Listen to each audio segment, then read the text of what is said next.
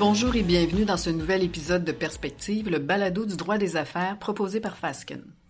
Je suis Patricia Seguin, associée et agente de marque de commerce et je suis accompagnée aujourd'hui par ma collègue Jane Wu, avocate et agente de marque de commerce également. Bonjour Patricia. Nous sommes toutes les deux membres du groupe de propriété intellectuelle de Fasken au bureau de Montréal.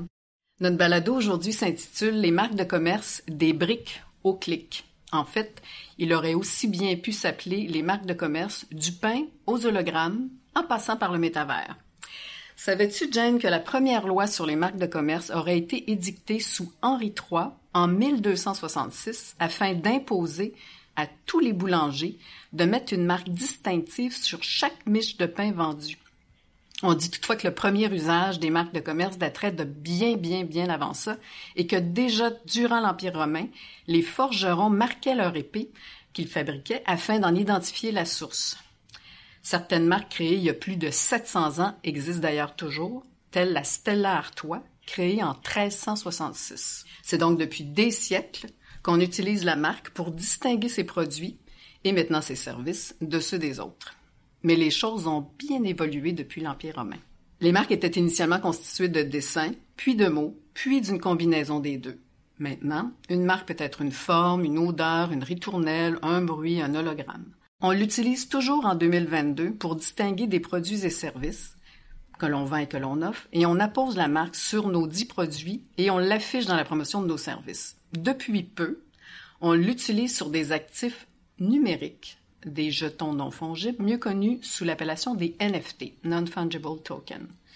Bref, malgré les évolutions industrielles et technologiques, malgré les siècles, la marque de commerce demeure présente dans le commerce et sert son titulaire. Mais ces évolutions rendent son usage beaucoup plus complexe à gérer. En effet, on a pensé aujourd'hui prendre le temps de répondre à quelques questions qui nous sont posées par nos clients sur l'usage de leur marque dans cet univers numérique, cet univers en constante évolution. On va parler de la marque dans le contexte de vente en ligne, de site web, du keying, du hashtag, de l'usage des marques dans les réseaux sociaux et on va glisser un mot sur les marques dans le métavers et les NFT. Je commence avec la première question qui vient de Emma qui nous dit « Je vends les produits de tiers sur mon site. Quelle est ma responsabilité si l'usage de la marque est fait en violation de la marque d'un tiers? » C'est une excellente question. Avant tout, je pense qu'il est bon de rappeler l'importance des ventes en ligne. Celles-ci ont littéralement explosé dans ces dernières années. Elles augmentent de plus de 35% par année depuis 2020 et plus de 80% des Canadiens ont fait au moins un achat en ligne depuis 2020, représentant plus de 100 milliards de dollars. Malheureusement, la jurisprudence et les lois des différentes juridictions ont peine à suivre le rythme et à s'ajuster à cette réalité.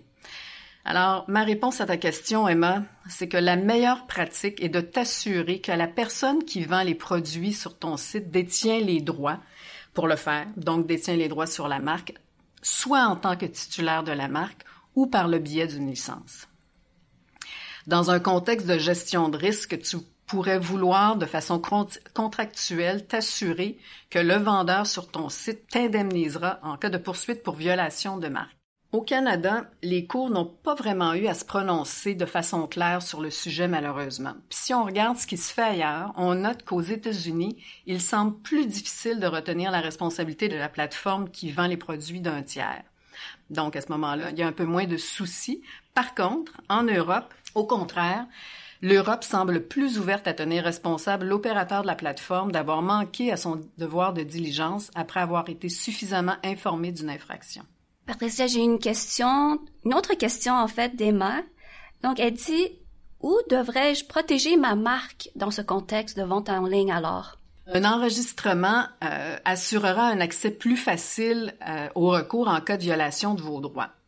La marque devrait être enregistrée dans les juridictions qui constituent vos marchés principaux. Un enregistrement américain aide souvent, en fait, même à l'extérieur des États-Unis. Il faut se rappeler que certaines juridictions donnent des droits à celui qui produit une demande en premier plutôt qu'à celui qui utilise sa marque en premier. C'est ce qu'on appelle les juridictions de first filer, donc de premier déposant, plutôt que de first user, premier utilisateur. Notamment, la Chine fait partie de ces juridictions où le premier qui dépose détient les droits sur la marque. Donc, c'est une question, il faut discuter avec l'agent de marque, discuter de vos plans d'affaires avant de déterminer quelles sont les juridictions qui sont celles qui devraient être privilégiées.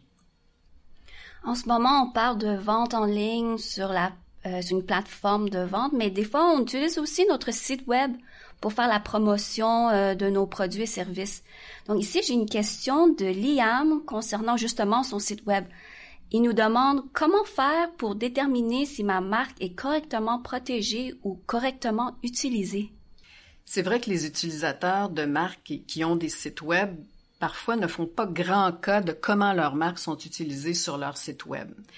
Et pourtant, il faut faire des vérifications et il faut les faire de façon ponctuelle. Ce qu'il faut faire, en fait, il y a 2 choses qu'il faut faire. Il faut vérifier que les marques qui se retrouvent sur votre site font l'objet d'une protection et de la bonne protection. Parfois, on retrouve sur le site web d'un client des marques qui sont enregistrées, mais dont la portée du dit enregistrement ne couvre pas tous les produits et services qui sont maintenant dans le baluchon de l'exploitation commerciale du client. Donc, il faut à ce moment-là faire de nouveaux dépôts ou encore étendre les enregistrements qui sont au registre. Ce qu'il faut également vérifier, et c'est important, c'est la manière dont les marques sont utilisées sur le site web. Par exemple, je recommande toujours aux clients de faire ressortir les marques, surtout on parle ici des marques nominales, les marques nominales en utilisant une police de caractère qui est différente du reste du texte. Par exemple, utiliser le caractère gras, l'italique ou encore mettre les marques en majuscules et en fait, idéalement, en majuscules et en caractère gras pour faire bien ressortir que ce mot-là ou cette expression-là constitue une marque de commerce. Aussi, ce qui est à vérifier lorsqu'on regarde, on fait la vérification d'un site web d'un client, c'est si la marque est bien utilisée. Tout le monde a déjà entendu parler des marques qui ont évité de justesse ce qu'on appelle des généricides, donc des marques qui se tuent par elles-mêmes où la marque devient le produit. On pense à Kleenex, on pense à Band-Aid, on pense à Xerox. Alors, par exemple, il faut pas utiliser la marque pour désigner le produit, mais plutôt dire passe-moi un mouchoir Kleenex plutôt que de passe-moi un Kleenex. Donc ça, ce sont des utilisations, des usages qu'on vérifie lorsqu'on passe à travers le site web d'un client. Parlant de site web, il y a Blanca qui nous posait la question suivante. Elle a découvert que son compétiteur a acheté des mots-clés composés de sa marque. On parle ici de keying, je crois, si le mot est exact. Qu'est-ce qu'elle peut faire pour empêcher ça? Alors tout d'abord, je vais expliquer c'est quoi le keying. Le keying est un outil de marketing. Lorsque vous mettez des mots-clés dans les moteurs de recherche, vous allez tomber sur des résultats les plus populaires ou consultés associés à ces mots-clés, donc en haut de la page des résultats. Ce sont des résultats organiques. Afin de promouvoir le trafic du site web de façon non organique, il est possible d'acheter des mots-clés et avoir des résultats commandités en haut de la page. Pour revenir à la question, il y a une décision au Canada qui a conclu que l'achat par un compétiteur de mots-clés contenant la marque de commerce ainsi que l'affichage de cette marque dans ses propres annonces n'était pas illégal en soi, même si, à première vue, il y a potentiellement de la confusion. La raison étant que le test légal de la première impression ne se produit pas avant que l'utilisateur atteigne le site web auquel les résultats de la recherche sont liés. Il faut tenir compte qu'un internaute doit consulter le site web pour déterminer de quoi il s'agit. C'est lors de la consultation du site web du compétiteur et non lors de la consultation de la page des résultats de recherche pour déterminer s'il y a un enjeu en droit des marques. Bien que le simple achat de mots-clés n'est pas suffisant au Canada pour constituer une violation de marque, il faut cependant porter attention à la création d'une catégorie spécifique sur le site web ou la manière qui est utilisée sur le site web de cette marque d'un compétiteur qui pourrait être problématique. En d'autres mots, les opérateurs de moteurs de recherche génèrent des revenus en offrant un processus d'enchère. Et si vous tirez seulement un profit du service offert par ces opérateurs de moteurs de recherche en achetant les mots-clés, ce n'est pas suffisant en soi pour retenir votre responsabilité. Il faut analyser la manière que la marque est utilisée au-delà d'être simplement incorporée dans les mots-clés que les compétiteurs ont achetés.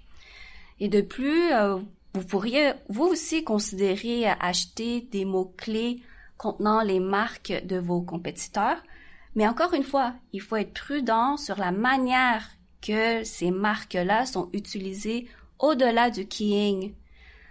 D'autre part, pour éviter qu'un compétiteur profite des services des opérateurs de moteurs de recherche à votre désavantage, vous devriez, de un, enregistrer votre marque de commerce dans les juridictions clés qui sont pertinentes pour vous et aussi acheter les mots-clés que vous aimeriez utiliser pour pas qu'un autre s'y approprie et puisse l'utiliser à votre désavantage. La prochaine question vient de Lia. Elle dit « Ma marque est utilisée sur Facebook, mais ce n'est pas moi. » Oui, ça arrive avec tous les réseaux sociaux et leur grande popularité. La bonne nouvelle, c'est que Facebook, Twitter, Instagram, TikTok et LinkedIn proposent des formulaires pour signaler ce type de problème. Vous n'avez pas besoin de faire affaire avec un avocat, vous allez sur leur site et normalement, le formulaire se trouve assez rapidement. Par contre, pour ces réseaux sociaux-là en particulier, il est impératif pour avoir gain de cause, pour que vous soyez écouté par ces entités-là, que la marque soit enregistrée au bon endroit. Pinterest ne semble pas exiger une marque enregistrée. C'est peut-être le seul réseau social qui ne semble pas avoir cette exigence. Il y a un bémol à cette bonne nouvelle-là. Les Facebook de ce monde et les autres réseaux sociaux sont des compagnies lucratives, évidemment. Ce ne sont pas des autorités gouvernementales ni des tribunaux. Il faut donc communiquer aussi clairement que possible dans des formulaires prédéterminés. Vos droits doivent être clairs et facilement identifiables. Donc, c'est pour ça qu'on revient toujours, et je pense qu'avec Jane et moi, on va se répéter jusqu'à la fin, il est extrêmement important d'avoir protégé votre marque. La protéger, c'est par l'enregistrement. Il n'y a pas d'autre moyen, en plus de l'utiliser, bien entendu, de l'avoir protégé, d'avoir protégé la marque que vous utilisez dans la juridiction où elle est exploitée en association avec les produits et services que vous offrez et que vous vendez.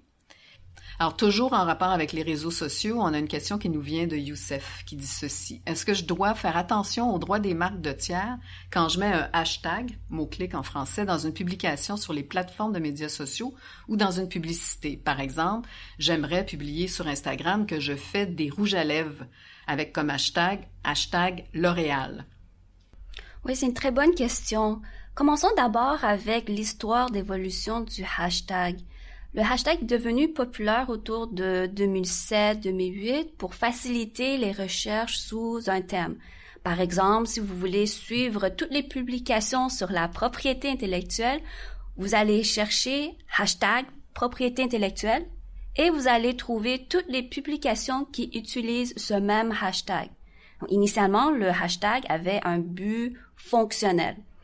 Bon, la culture sur Internet a évolué depuis et le hashtag a maintenant un but commercial, politique, social, etc. Et le hashtag peut aussi être utilisé à titre de marque. Pour constituer un emploi de marque au sens légal, dans le cas des produits, il faut que le hashtag suivi d'une marque soit apposé sur les produits lui-même ou sur les contenants, le colis, les emballages dans lesquels ces produits sont vendus. En comparaison, pour les services, la marque doit être employée ou montrée dans l'exécution ou l'annonce de ce service. Par exemple, si le titulaire d'une marque annonce ses services et accompagne ce message avec un hashtag suivi de la marque sur les plateformes de médias sociaux et donne l'impression qu'il est affilié ou approuvé par le propriétaire de la marque en question ou qu'il laisse croire qu'il est le propriétaire, ceci constituerait un emploi problématique dans la mesure où la marque ne lui appartient pas et il n'a pas obtenu l'autorisation du propriétaire. Par conséquent, Le simple ajout d'un hashtag devant la marque ne donne pas une carte blanche pour utiliser les marques des tiers. Vous pouvez utiliser un hashtag avec la marque de tiers dans votre publication lorsque l'usage est descriptif. Par exemple, je fais une vente de garage, je vends, on va dire que Fasken fabrique des tapis de yoga et je vends de seconde main un tapis de yoga Fasken. Et c'est effectivement un vrai tapis de yoga de Fasken. Je peux annoncer ma vente de garage avec un hashtag Fasken car cela décrit la marque des produits qui se trouvent dans ma vente de garage.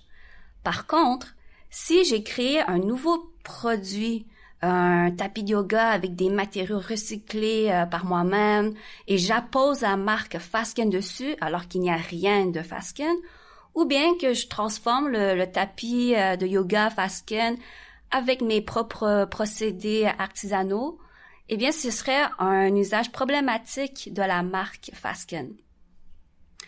En ce qui concerne la protection des marques qui contiennent un hashtag, si votre marque est enregistrée sans le hashtag en liaison avec les produits et services, par exemple Fasken en lien avec les services juridiques, ce n'est pas forcément obligatoire d'enregistrer aussi le hashtag Fasken. Par contre, si vous utilisez toujours hashtag Fasken dans le matériel promotionnel et que Fasken n'est pas enregistré, ce serait opportun de considérer enregistrer le hashtag Fasken afin de protéger votre utilisation de la marque. Je poursuis avec la prochaine question qui vient de Tania. Elle a écrit « J'ai entendu parler des NFT et des métavers. Mais c'est quoi au juste? » Le métavers est une place, un univers, un monde parallèle qui incorpore la réalité augmentée, la réalité virtuelle, les avatars sous forme d'hologrammes. C'est dans cet univers qu'on peut se procurer à fort prix des produits sous forme de jetons numériques, ce qu'on appelle les NFT. Donc, les NFT sont des non-fungible tokens. En français, expression qu'on utilise un peu moins souvent, le jeton non fongible, est un fichier numérique auquel est attaché un certificat d'authenticité numérique. Ce fichier peut être une photo, une vidéo, une musique. Ça porte aussi souvent sur un produit de luxe ou une œuvre d'art. La différence avec les fichiers que nous connaissons tient à leur caractère unique et donc monnayable. Et j'ajouterais très monnayable. Les NFT s'achètent comme des œuvres physiques, mais sont des œuvres qu'on ne peut jamais avoir en main. Par exemple, Louis Vuitton et Dolce & Gabbana ont créé des accessoires et des vêtements virtuels qu'on peut se procurer pour habiller nos avatars de jeux vidéo. Le droit des marques relatif à ces biens numériques sème le trouble et l'émoi des titulaires de droits de pays et j'ajouterais des praticiens en droit de propriété intellectuelle également. De nouvelles questions se posent quant à la protection de ces fichiers virtuels, mais également au regard des atteintes aux droits liés à des NFT commercialisés dans le métavers. L'affaire la plus connue et la plus récente, et celle qui a déclenché l'inquiétude, concerne le Meta Birkin. L'artiste Maison Rothschild a créé un NFT représentant les sacs inspirés du célèbre sac Birkin de la maison Hermès. La maison Hermès a déposé une plainte au tribunal fédéral de Manhattan accusant l'artiste d'être un spéculateur numérique qui cherche à s'enrichir rapidement en s'appropriant la marque d'Hermès, soit la marque Birkin, à laquelle il a simplement ajouté le préfixe Meta. Rothschild a tenté de faire rejeter la plainte sans succès. La demande sera donc entendue éventuellement. C'est à suivre. Les mesures à prendre pour se protéger ne sont pas simples à définir parce que les types d'atteintes sont variés. Les plus courantes seraient l'utilisation non autorisée d'une marque sur un NFT dans le métavers. Par exemple, j'ai une veste qui est une veste numérique, un chandail ou une robe sur lequel j'appose la marque Chanel ou toute autre marque de grand couturier. Je pourrais aussi reprendre à l'identique, comme ils l'ont fait dans le Meta Birkin, un objet qui est une marque de commerce et le transférer en objet numérique et donc non physique. On peut penser même, ce n'est pas arrivé, mais j'ai pensé hier en regardant mes notes, à la bouteille de Coca-Cola, qui est une marque de commerce en soi. Donc, la bouteille numérique n'est pas techniquement protégée par marque de commerce parce que c'est un objet qui est virtuel. Donc, il y a plusieurs applications, il y a plusieurs situations où on ne sait pas exactement encore comment les tribunaux verront cet univers-là. On souhaite ardemment que ce soit réglé bientôt, mais j'en doute. Tania fait une question de suivi et se demande est-ce qu'elle devrait se soucier de ce nouvel univers-là? Oui, un peu comme je le disais précédemment, il est à espérer que les bureaux de propriété intellectuelle de chacune des juridictions et les instances judiciaires ne fassent pas de différence entre un sac virtuel et un sac réel. Parce que la marque de commerce qui porte sur un sac réel devrait suivre, le droit devrait suivre sur le sac qui ne serait que virtuel. Ça me semble légitime que les violations puissent être sanctionnées sans obliger le titulaire des marques à déposer de nouvelles demandes pour se doter d'une protection dédiée spécifiquement aux objets qui seraient des NFT dont l'avenir aujourd'hui n'est pas clair. Par ailleurs, vu l'incertitude, on voit de plus en plus de demandes d'enregistrement de marques qui incluent maintenant ce type de biens virtuels. Par exemple, au Canada, on a vu Nike produire une demande d'enregistrement pour Just Do It en association avec, la description est en anglais, Downloadable Virtual Goods, namely footwear, clothing. Donc, on voit que les gens se prémunissent parce que l'incertitude fait en sorte qu'on se dit, si je sais pas ce que les tribunaux vont dire, je vais parce que, comme on le disait depuis le début, la loi va beaucoup plus lentement que l'évolution de la technologie. Donc, les gens, ceux qui ont l'argent, évidemment, se protègent plus rapidement. Donc, dans l'attente de la mise en place d'un forum international qui permettra de juger de façon globale ce type de situation-là. C'est sûr que la meilleure pratique demeure d'enregistrer ces marques principales dans toutes les juridictions d'intérêt et peut-être penser à inclure une version numérique quand le budget le permet, des produits qui sont les plus importants. Évidemment, la question à se poser, ce sera quels sont les marchés où l'enregistrement par un tiers de notre marque nous causerait des ennuis et nous embêterait. Et à partir de la réponse qu'on donne à cette question-là, c'est là où il faut investir le plus. On a parlé depuis le début que tout évolue, mais les marques elles-mêmes, on l'a vu, évoluent. Et il y a Kurt qui nous posait la question suivante. À part les marques verbales que j'ai plutôt nommées nominales et les logos, est-ce qu'il y a d'autres signes qu'on peut ou devrait protéger dans le monde digital? La réponse est oui. Donc, la marque nominale, qui est en fait une marque composée uniquement de mots, ou des fois on appelle une marque nominale, une marque verbale, marque mot, c'est devenu, en fait, une marque qui est devenue plus que simplement des lettres ou des chiffres ou des dessins. Vous pouvez protéger au Canada des marques dites non traditionnelles. Vous pouvez protéger les couleurs, les éléments figuratifs, les formes tridimensionnelles, les hologrammes, les images en mouvement, les façons d'emballer, les produits, les sons, les odeurs, les goûts, les textures, ainsi que la position de tout signe. Alors, ce qui n'est pas tangible, comme les sons ou les images en mouvement, sont enregistrables. Par exemple, il y a environ une quarantaine d'enregistrements de marques de type son au Canada, dont une marque que sûrement vous allez reconnaître. Ring, ring, ring, que désirez-vous? Pout, pout, pout, c'est super barbecue. Un exemple de marque d'image en mouvement, et il y a la marque de Google, que vous connaissez sûrement, mais peut-être vous n'avez pas réalisé que c'est protégé par un enregistrement de marque. Alors, quand vous téléchargez, vous attendez que la page se rafraîchisse. Il y a la marque Google en multicolore et tranquillement, les lettres Google se transforment en petits points qui dansent comme une vague. Eh bien, c'est une marque en mouvement qui est utilisée dans le monde numérique par Google.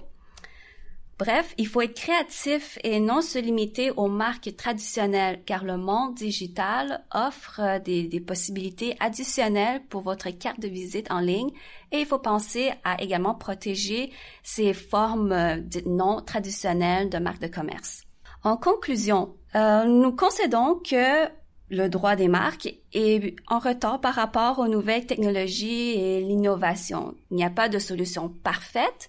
Par contre, avec un enregistrement de marque de commerce, vous aurez plus de facilité à faire respecter vos droits que si vous n'en avez pas. Contrairement à l'Internet, le droit des marques est territorial. Vos droits s'arrêtent aux frontières de la juridiction dans laquelle vous avez obtenu votre enregistrement de marque. Il s'agit donc d'un exercice important d'identifier les juridictions clés pour le dépôt de vos marques. Il faut aussi réviser la description de vos produits et services pour considérer si c'est suffisant pour vous protéger pour les nouvelles technologies comme les NFT, le monde métavers et autres technologies futures. Si la description est adéquate ou si vous avez en fait besoin de déposer de nouvelles demandes pour couvrir ces autres développements dans le monde numérique. Et finalement, comme toujours, il faut surveiller le marché. On peut mettre des veilles pour identifier les nouveaux dépôts, identifier les nouveaux joueurs sur le marché qui pourraient causer un problème. Et vérifier également si votre veille couvre ces nouvelles technologies ou c'est seulement pour vos produits et services d'aujourd'hui. Peut-être vous êtes dans un domaine plus traditionnel, mais n'oubliez pas que avec l'avènement des NFT puis le métavers, tout peut avoir son penchant numérique. Est-ce que vous surveillez bien le marché en ce sens? Afin de vérifier que vous avez les bonnes pratiques en marque de commerce, vous pouvez facilement avoir accès à un test que nous avons mis en ligne sur notre site web et qui se trouve également dans notre description de cet épisode de podcast. C'est un test en 5 minutes à vos marques pré-testées. Un mot de la fin, merci Patricia et merci à nos éditeurs. Pour en savoir plus sur ce sujet, nous vous encourageons à consulter nos ressources sur notre site web internet www.fasken.com et à vous inscrire à nos listes de distribution pour recevoir nos prochains bulletins et nos invitations aux conférences et formations sur le sujet. Alors merci Jane et à un prochain balado.